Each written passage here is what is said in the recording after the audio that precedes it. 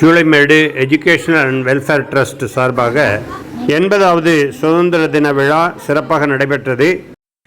கல்வியாளர், therapist, career analyst, family counselling ஸ்பெஷலிஸ்டான சகோதரி பானு ஹமீத் அவர்கள் தேசிய கொடியை ஏற்றி வைத்தார்கள். அதனைத் தொடர்ந்து நடைபெற்ற நிகழ்ச்சியில் சகோதரர் உமர் அகமது அலி அவர்கள் திருமறை வசனங்களை ஓதினார்.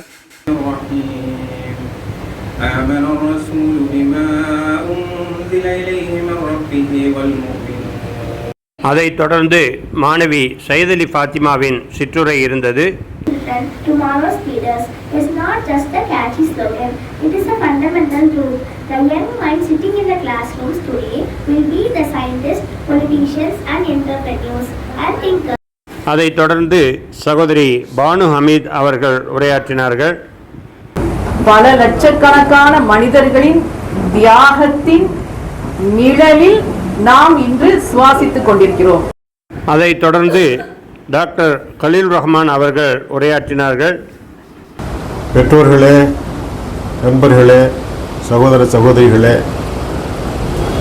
அனைவருக்கும் முதற்கண் நான் இந்த நாட்டினுடைய சுதந்திரம் 80வது சுதந்திர தினத்தினுடைய வாழ்த்துக்களை தெரிவித்துக் கொள்கின்றேன்.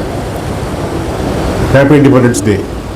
அதைத் தொடர்ந்து மாணவ மாணவிகளுக்கு கல்வி உதவித்தொகை ஸ்காலர்ஷிப் வழங்கப்பட்டது.